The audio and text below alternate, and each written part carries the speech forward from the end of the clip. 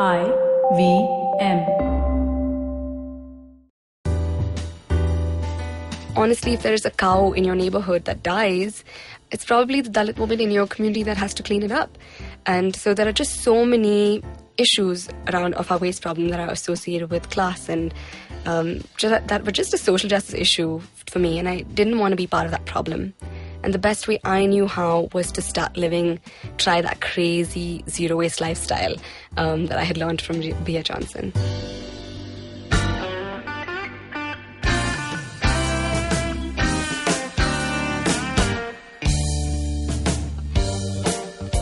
Hello and welcome to the Filter Coffee podcast. My guest today, Sahar Mansoor, is the founder and CEO of Bare Necessities, which is a zero-waste lifestyle company. She's been recognized by Elle magazine as among the top 8 Indian trailblazers. Google India gave her the Inspiring Indian Award a few years back. Harper's Bazaar magazine India recognized Bare Necessities as one of the top 5 handcrafted brands in India. And Femina India placed her among 6 millennial women who are the keepers of hope. Welcome to the Filter Coffee podcast, Sahar. Thanks for making me sound cooler than I am. You are, and you know, much more than the 4 things I mentioned from a long list of awards that you've gotten. So, Sahar, I wanted to start off at this point in your life where you're doing your undergrad and you're walking into the dean's office and you're basically telling him that they don't have the major that you actually want to do. And he's asking you to pull up a chair and tell him more. Tell us more. Yeah, definitely. So I think only in a small hippie liberal arts school in Los Angeles will you get away doing this. Right. So I walked into Dean Salace's office and I said, you know what? You don't have the major I want. And he said, what do you mean? We have like 256 majors here on campus. I was like, yeah, but I want to take environmental science in science department, and I want to take environmental engineering in the engineering department, and I want to take environmental policy in the political science department. So he's like, all right, sit down, grab a chair, and let's get started. So on a yellow legal notepad, we literally wrote down all of the environmental courses that was offered at LMU. Right. And essentially created a major for myself. I was super grateful that I got that opportunity to do this super interdisciplinary education, and that fed my soul and body and mind in a way that it really needed to be stimulated. Nice. You're pretty much a Bangalore girl. Mm-hmm. And at what point in your life do you start giving a rat's ass about the environment? Okay, that's a really good question, and it's actually a pretty loaded question. I grew up in Bangalore. I have 2 big sisters, my mom and my girl cat. And I unfortunately lost my dad when I was very little. And it was in a pretty hard hit-and-run accident that was pretty traumatic. And I was very little. I was only 8 years old. But growing up, I spent tons of time in nature with my dad. So honestly, that just became a way for me to process. It was like therapy for me to be in nature. And it also became this way of me remembering him and celebrating him. So I lived 2 minutes away from Cubbon Park. I basically spent every weekend there growing up. And I still basically do that. That's beautiful. And this love for nature and environment, which began with you spending time with your father in the midst of nature at Cubbon Park and otherwise. Somehow it also translates later on into what you want to do from a life purpose perspective, at least, to someone who's just reading your resume and looking at the things you've done. You seem to have taken a direction fairly early in life. I need to remind my audience that you're all of 27 years old. So at what point does something that is deeply emotional to you also become a sort of not just a life choice, but also a vocation? Talk to us about that journey.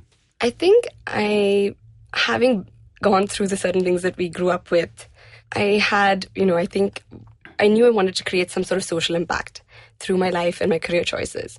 I got really interested in issues around feminism, gender, land rights, environmental issues at a pretty young age.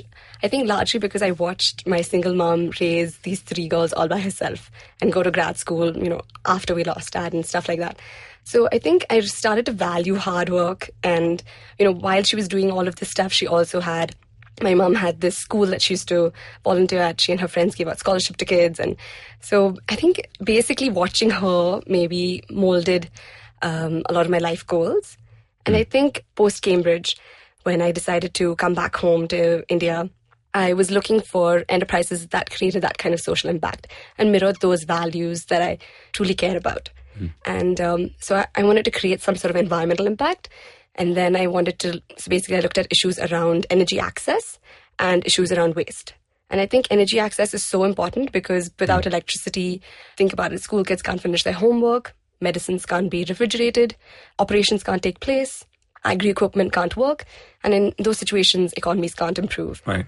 And that was such a direct, amazing way to create some sort of social impact. So that's why when I moved back home, I worked at Salka Foundation, which is a really cool kind of R&D lab, come non-profit, come implementation agency. And my job was basically to do lots of need assessments. I took overnight bus rides to some of the most beautiful parts of India that I hadn't seen in the 17 years of living here. So it was just me, backpack, kurta, bamboo toothbrush, and like off you go. And essentially I got to see, lots of amazing agri projects. I got to see this rural, vibrant India. What did you see? I mean, basically, at the same time, I was also re-examining my own lifestyle, right? Because I was thinking that we were producing too much trash. How can I reduce my waste? So honestly, I was just becoming really introspective on the sustainable lifestyle that we used to lead in India not many years. We're not very far off in the future or like in the past, I'm sorry.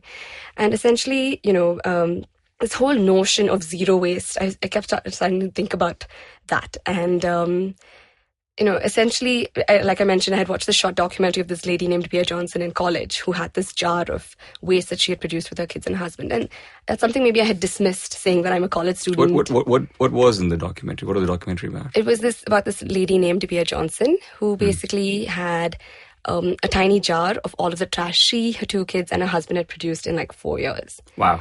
And I had the same reaction and I was super inspired.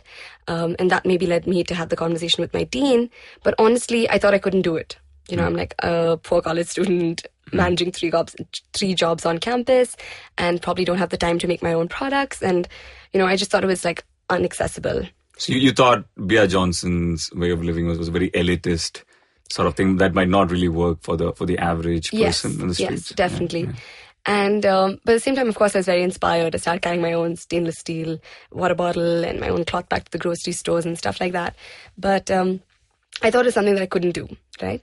So then moving back to India, especially spending all of this time in rural India, I just was noticing that a lot of these things that we are talking about, zero waste and stuff, are just honestly traditionally Indian. Yeah. The notion of growing what you eat, having this intimacy with your food, the average person that I met with in rural India had only like 4 saris and they wore that their entire life. So being just so mindful of their choices, going to your local kirana shop and getting your groceries, they weren't in a plastic, packet like how they are now.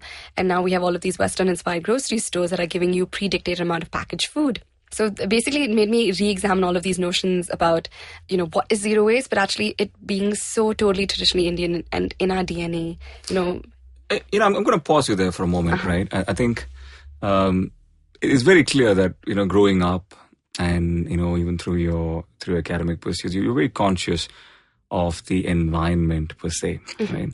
But somewhere in this journey, you also sort of are taking note of something very specific, which is waste and how the society deals with it, right? How did that begin? What triggered that specific direction on waste management? Actually, that's a perfect segue to, so while I was working at Salka Foundation, I also worked with one urban community that lived just right by Bangalore Airport. And they happened to be a waste picker community. So essentially, we were looking at putting solar panels on a little tea shop that was in their community. And every morning they come in, they put their little batteries for a charge, they go on for a day's work, and they come back in the evening and they have a fully charged battery that they just get to plug into their solar lantern.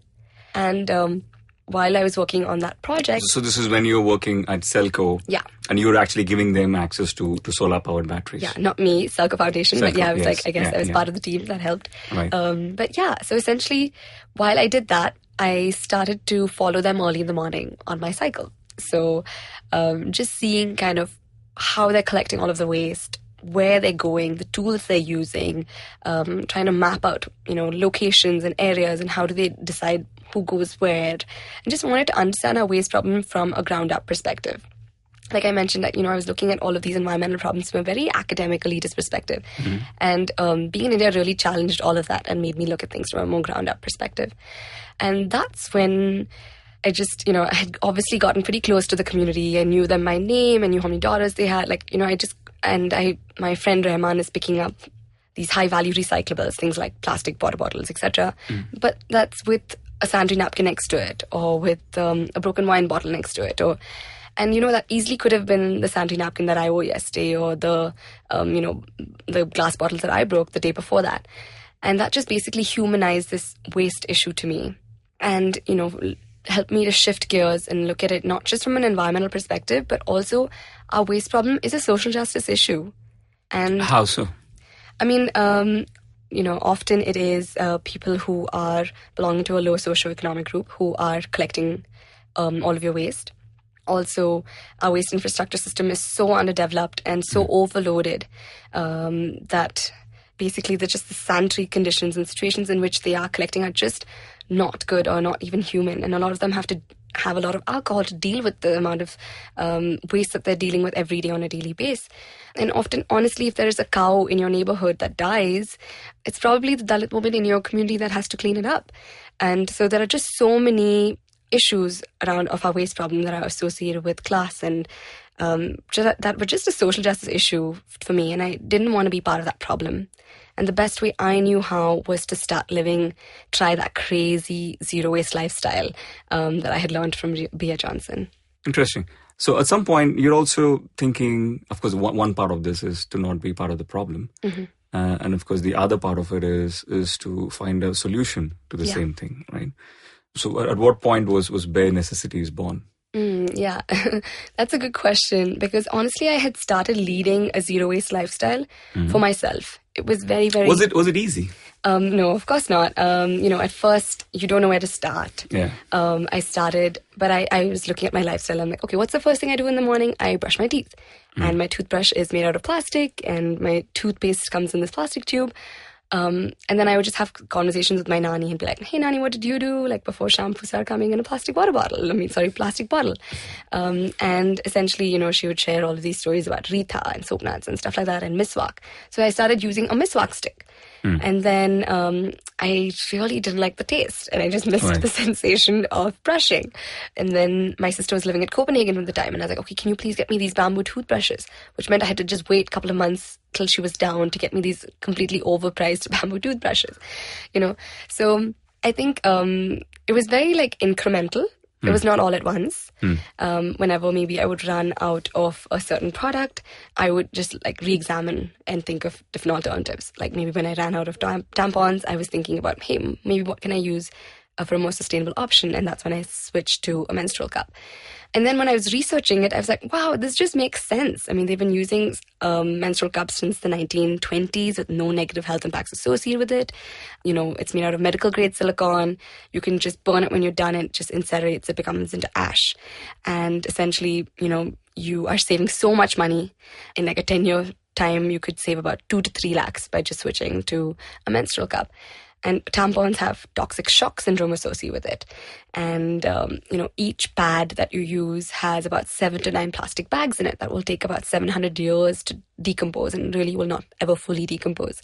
So this lifestyle made sense for environmental reasons, for health reasons, to align my just personal values to these things that I've always said I've cared about. So it just made sense. Excellent. That's a great place for us to take a very quick break. And when we come back, we'll talk about the company that you started. Stay tuned. Hey, everybody. Welcome to another awesome week on the IVM Podcast Network. If you're not following us on social media, please do. We're IVM Podcast at Twitter, Facebook, and Instagram. I'd also like to thank our sponsors on the network this week, Intel, Storytel, and Cambly. Check them out. They're a really good bunch of brands. This week, in the spirit of Christmas, instead of giving you the long, drawn-out promo that I normally do, all I'm going to do is ask you to give me a Christmas gift. Go to ivmpodcast.com/survey, fill out our survey, and send it out to us. We'd really appreciate it. And with that, let's get you back to your show. Welcome back to the Filter Coffee podcast. We're speaking to Sahar Mansoor. Sahar, before we went on the break, you were talking about your mental journey per se. Of course, that is very, very different from actually becoming an entrepreneur and actually starting and founding a successful company, right? So, from bamboo brushes from Copenhagen to moving to menstrual cups, at what point did you decide to be part of the solution? Yeah, that's a good question. So honestly, when I was going on this zero waste journey, I was having all of these realizations and thoughts. But also it was pretty hard to, live this certain lifestyle because I had to, try and source things from different areas, like I just mentioned. So I was thinking that maybe there are other people out there who are looking to live a lifestyle that is more congruent to the values that they care about. And so I just wanted to make it easy and accessible for others who wanted to live more mindfully. And that's how Bare Necessities started. So the idea was to create a one-stop shop for all sustainable products that we could use on a daily basis that, are traditionally made out of plastic or packaged in plastic and loaded with all of these chemicals that we don't need. And that was the idea. And along the way, I wanted to create employment opportunities for women, because I think growing up in India, I often saw women only in domestic roles or cleaning houses or whatever of a certain socioeconomic class. And I was like, what if we create different employment opportunities for them along the way? So at Bare Necessities, we help with scholarships and education loans, or education scholarships for all of the kids or themselves. We have computer classes. Women are learning English. So I just wanted to create an enterprise that actually mirrors all of these values around, social justice, equity, environmental justice. Right. So let's take a couple of steps back, right? You're what, like 23, 24 at this point? At this point, maybe I was like 24, 25, 24, 25, okay. And you have decided to start a company. Mm-hmm. And you're pretty much bootstrapping it. Do you have any savings? Is anybody investing in this company at this point? No. I mean, I was a student. I was on scholarships the entire time. I had a small gig at the World Health Organization in Geneva, so maybe a little bit of savings from then, but nothing. And then I worked in development, so really I don't have a lot of savings. Right. So how are you going about starting this company? Have you decided at this point on a product that you wanted to start with? Yeah. And how are you testing whether this works or not? Honestly, I think I was super naive. I had no business acumen. I knew nothing about running a business. I knew nothing about VAT or GST now. And honestly, I just wanted to do this. I did like little pop-ups once a month, and I would add one new product every month. And so who's making these products? I was making them in my mom's kitchen. I mean, you were hand making these? Yeah, literally. So bless her, she just, let me use her kitchen as my personal laboratory for zero wasting. And so basically we would add one new product every month at this flea market. And these are soaps at this point? We'd made toothbrushes and bath salts and body scrubs and face masks. And how do you even know how to make this? You're not necessarily... No, I'm not a chemist or anything. I took soap making classes when I moved back to Bangalore. I just Googled a shit ton of recipes. And I just really experimented, basically, just tried different ingredients, saw what worked for me, what didn't work for me, asked my grandma and my grandaunt's for recipes and stuff like that. So it was just super, you just went with the flow. You weren't really thinking about it. And slowly I noticed that there was a repeating cohort of customers who would come looking for the table and be like, hey, what do you have now? And also I would teach them how to make whatever I learned how to make. So it was a workshop style. So the idea was if you don't want to pay for it, that's fine too. You can make it yourself. And it's really easy, accessible, using ingredients that are native to your own kitchen or backyard. And slowly people were sharing hey, the deodorant didn't quite work for me, or the bath salts were amazing. You made deodorants? Yeah, all sorts of crazy stuff. Wow. It was really cool because this became our test bed. And we had all of this amazing good feedback from these repeating customers who were coming, who then really just became our first cohort or our first few supporters. Yeah. Right. And of course, a flea market and a brand are two different things. Yes, definitely. So honestly, I was running the flea markets while I was still working full-time at Selco. So it's just a weekend thing. And slowly stores started approaching me and saying, hey, will you sell in bulk and things like that. And so I started white labeling for a pretty big brand, which meant I just did that on weekends. And it worked for me because it basically allowed me to create some sort of revenue. Also test all of my hypotheses. I'm like, will people buy this detergent? How often will they buy it? How much should I price it at? So this was such a great way to test everything I wanted to test without a brand name. So it was really cool. And then also gave me the capital to then go ahead and make, register my company and do all of these things. So it worked out really well. And then at some point I was like taking time off work and asking for leave to go do a talk at Google. And so it wasn't making sense. And I had been at Circle for 2 years and I've loved every minute of it. But I was just feeling like ready to try something new and just like take a plunge. And I was like, you know what? I'm 25. If I fail, big deal. I'm going to just get another job. But I had nothing to lose. And I was like, let's just do it. Let's try it. So I jumped right in. Right. And what does it mean, jumping right in this perspective? Do you, of course, you have a brand at this point and you know how to make these products, but these are largely DIY sort of products, right? Do you, at this point, are you hiring people? Do you have professional help? How are you scaling this? Yeah, totally.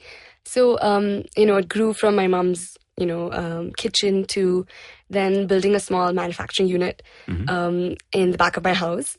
My mom used to run an organic baby clothing factory like 20 odd years ago. So she was just like too ahead of her time. But I just converted that space into a little manufacturing unit. And then, for a long time, it was just me and one manufacturing lady, Asyapa. And she was saying like, oh, it's the easiest job I've ever had because I just have to come here, I take a nap and we don't have any orders and I just go home. And slowly we grew and now the manufacturing team has 4 women. And then we have, someone who's a sustainability consultant. We have someone who does finance and strategy. We have a marketing expert. We have a photographer. We have an accountant, an operations manager. So now we're like a solid team of 8 or 9. And we've built a small little office that's super. I think if you know us and the brand, it's very telling of who we are. It's in the middle of a bunch of trees in an old bungalow. So yeah, it's pretty fun and exciting. That seems like a fairly large team, right? Like a small company. At this point, you have investors coming in. How are you managing the initial investment and of course the running investment? I'm assuming your flea market gig wouldn't have taken you till there. Yeah, definitely. So honestly, it is just the product and the authenticity of it. So we don't have any investors. We're 3 years in, 3 years and more actually in, and we're completely bootstrapped. We're positive on a per unit economic level. That's amazing. Thank you. And all of the profits that are generated just go back into the business and for the development and like all of that. And we're actually at the stage where it's really nice because organically investors are approaching us. And we are in the midst of closing our seed round with investors that I really love, who I think really mirror some of these values and also come from really different fields. Right. So I think, one is an impact investor. One is a, really, really amazing badass VC. And then there's another person who comes from the FMCG manufacturing experience. So I think together, I'm so excited to learn from these amazing people, but also look at them not like investors, but more like partners along the way to create Bare Necessities into something, something that's grown from a homegrown brand into like a household name, a company that people love and admire and hopefully look up to as an Indian brand that really mirrors this authenticity. One thing that strikes me about you, right, and I've known you for a couple of years now, is there are many startups who are trying to do stuff like what you do, right? But very few have been able to create the kind of buzz that Bear has been able to, right? Like in the beginning of the episode, I introduced you with all those honors you've received. I think you pretty much managed your marketing and your PR really well. Of course, you're doing an extraordinary job with your product and your lineup. But that'll only take it so far, right? What are the things that you feel you did right when it comes to creating the buzz around Bear? That is really kind of you. So first of all, thank you. That's really generous. To be honest, I know nothing about marketing. I know nothing about PR. But early days of Bear, I knew I didn't have a lot of money. And I knew I could do talks and workshops and, teach people everything I have learned about the environmental, social justice and health problems associated with our waste problem. So my strategy was to do a lot of talks and workshops and just build this brand through connecting with people like the old school way. Couldn't afford print ads or, even little Instagram ads or anything. And we just built a Instagram presence. A lot of the earlier days photos. Sorry, before you go there, you are a TEDx speaker. Yeah, and, exactly. Which, I did a lot of small little talks almost every weekend of my life before I even got offered a TEDx speech, right? So I think it's been building small micro communities through each talk and workshop that I did on every weekend. Right. And then that slowly, it's like snowballed essentially, because then those people tell their friends and their friends and their friends. So, I did this internship when I was 17 with Mistri Architects in Bangalore. And Shahrukh Mistri told me this one piece of advice that I'll never forget. He said, work your holidays, work your weekends, and, create something of yourself. And I've literally worked every summer of my life. And that I kind of just adopted that into while I was working at Selco. I worked every weekend on Bear, and those talks finally, I think it just paid off and built some momentum somewhere. So we've done completely organic. We have not done any paid ads or anything. We've literally just started doing paid advertisement on Instagram like a month ago. So everything that we've gotten so far, I think, has been very organic, very authentic, just like with conversations with real people, the old school way. You make it sound extremely simple, but that's the kind of stuff that entrepreneurs struggled really, really hard with, right? Today, if a customer has to come across Bear, like what are the touch points he has? Is it a purely online brand or? Yeah, I think we've built our presence online. So 60% of our sales actually comes directly through our website, which is great because we don't have to kind of shell out any margin for our partners, etc. But we're also accessible at 50 plus locations across India, across 10 states. And we also sell on the usual Amazon, Flipkart, and a bunch of other online portals who care about sustainable products. Right. If I look at your story, whether it is the flea market or whether it is the people who have access to online shopping or the kind of people who get to see your talks per se, right?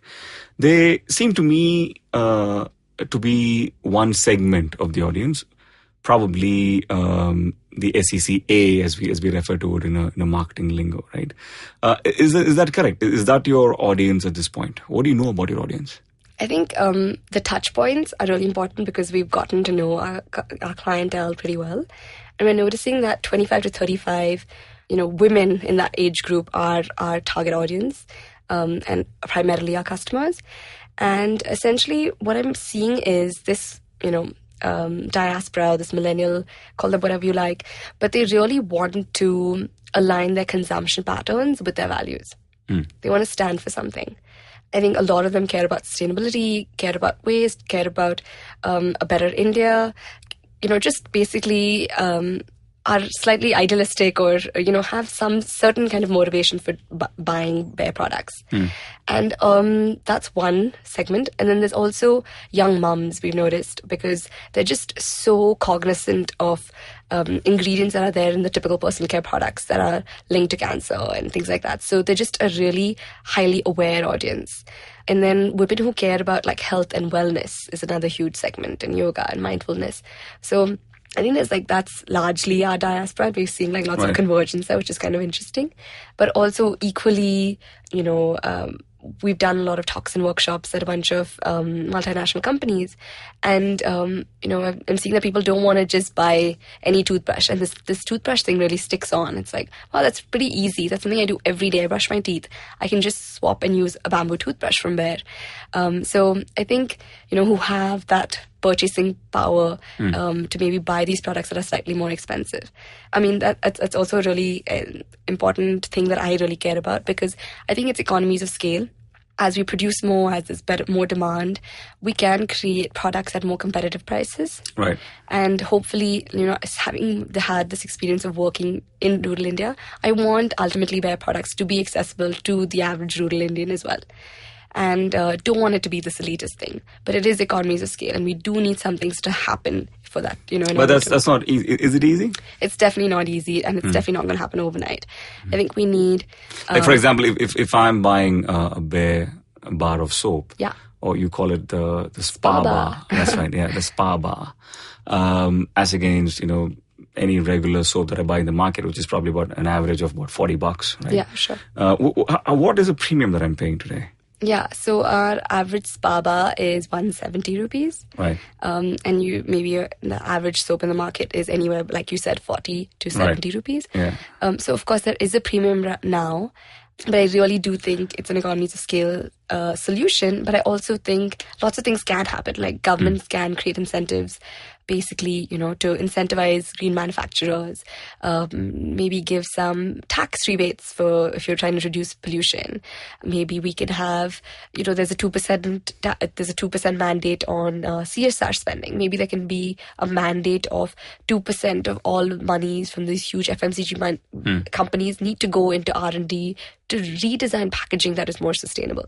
Right. So I think we do need a better policy ecosystem to really spear this innovation and take this to the next level, and also not punish small enterprises who are trying to create some sort of impact, and maybe help them out along the way to make this, plastic-free India dream a reality, because there is so much rhetoric that went on for Gandhi Jayanti, about our vision. Swachh Bharat. Yeah, exactly. There is all of this, there is kind of great motivation, and I think Waste for the first time actually has taken a central role in policy discourse and is becoming kind of mainstream media and stuff. Right. But I think there's a way to take it forward and basically rethink the lifestyle as well.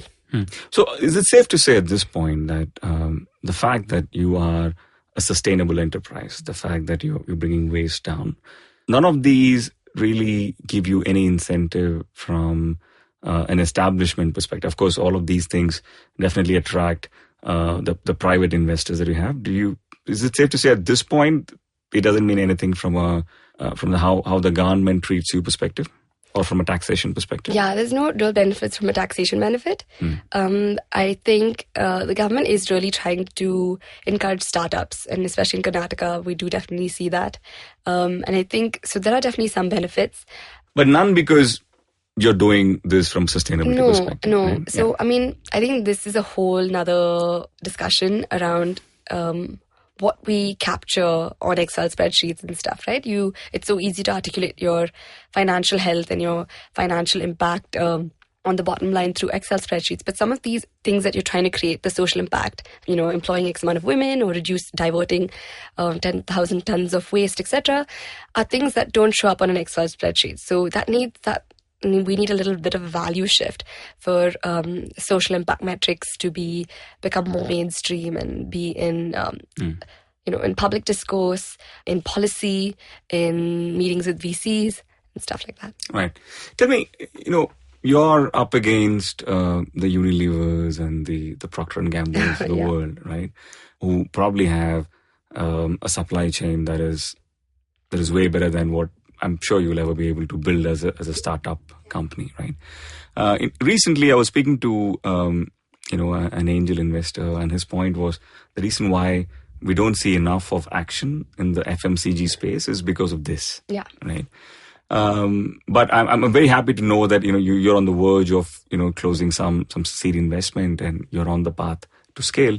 At what point in this journey, Sahar, or was there a point in this journey where you thought you might not be able to make this into something larger than it is right now? Oh my God, yeah, of course. There are so many moments. I think sometimes in like a day, I'm like, in the morning, I'm like, this is a great idea. And then 20 minutes meet me and I'll be like, why am I doing this exactly?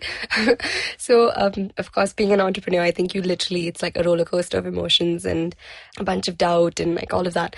But I think what's been really encouraging is the feedback that we're getting from customers, that we are growing. The average transaction value is increasing. The accolades that we're getting. I think basically it's just telling me that India is ready for this change. And I just kind of feel it in my bones. And I just think that we are currently in the largest global garbage crisis of our lifetime. So there's no better time than now to try and work on this solution. And, I'm huge on collaboration. And I think, if these big FMCG companies have great distribution networks, maybe there are ways to collaborate and maybe there are ways to help them redesign resources. So I think I'm more focused on the impact than Bare Necessities being the most profitable company in the world. And that's why through our talks and workshops, we actually teach people how to make our products. We're, pretty open and transparent about everything. So If that means me collaborating with the Unilevers and the Procter & Gamble's to redesign their product range and their packaging and stuff like that, and that means ultimately there is less waste in the ocean and the landfills, that's the mission solved as well. That's hugely inspiring. Right? What do you think your dad would say to you today when he looks at what you're doing? I think he's always been super, super encouraging. So I'm sure he would be very encouraging, and I hope he will be proud. Hey, we usually end the episode by asking our guest what they are watching, listening, and reading. In your case, if someone needs to understand, besides of course what you're reading and watching for pleasure, if someone needs to understand what's going on with the garbage crisis that you spoke about, what's going on with waste management, where would you point them to? Yeah, great question. Down to Earth by Sunita Dyer. There's Swati, who's also a waste expert who works at the same agency. So I think you should definitely look up Down to Earth. Also, there are amazing organizations doing amazing work like Daily Dump. Poonam is one of my mentors, and they really redesign products that are super amazing. And Hasudurla, Sahas, Zero Waste Solutions. So there are lots of great enterprises that you should research and look into. Excellent. And anything interesting you're listening to these days or watching? This is not a plug, but I actually really love Seen and Unseen. And I do listen to a lot of podcasts. We all love Amit Verma. Yes, exactly. I love How I Built This by Guy Raz. Yes. This American Life is a classic. I love podcasts. I'm a huge podcast addict. And reading, I love Broadsheet. Like this, my morning starts reading this like newsletter that I get into my mailbox. Right. And it's like a amazing overview of what's going on in the world, and it also has like a feminist perspective, and they also totally vibing on my same like political mindset. So I really enjoy like laughing at my desk at 10 a.m. when I read my little broadsheet. Extraordinary. It was very inspiring, Sahar, and good luck to you and Bare Necessities. Thanks for being on the show. Thank you so much for having me. This has been super fun. Thank you. So that was our show. If you like this podcast, don't forget to check out other interesting podcasts on the IVM network. You can listen to us on the IVM Podcast app or ivmpodcasts.com. You can also follow us on our social media. We are at IVM Podcasts on Twitter and Instagram. And if you want to reach out to me, I am _Karthik. That's Karthik with an H on Twitter.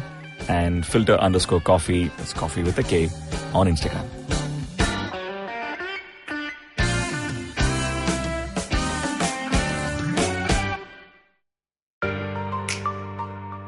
Family businesses get a bad rap. At one time, they were looked down on for getting rich, for being too ambitious. Today, they're still looked down on, but for not being ambitious enough. Not agile enough, not modern enough, too traditional in their mindset. The biggest brands and business houses in the country started out as humble family businesses. It's the way India has done business. Join Sonu Bhasin in conversation with stalwarts of Indian family businesses on the Inheritors podcast series by Bloomberg Quint. Discuss the highs and lows, the needs and pressure points of building a business legacy that spans generation. Do you have a night routine? Well, everyone has one. And the to-do list usually looks like this. Brush your teeth, set that alarm, get into your pajamas, and switch off those screens. But here's one more to add to that list. Tune into the Positively Unlimited podcast for a dose of positive action and tips on how to build powerful mindsets. Episodes out every Monday on the IVM Podcast app, ivmpodcast.com, or wherever you tune into podcasts.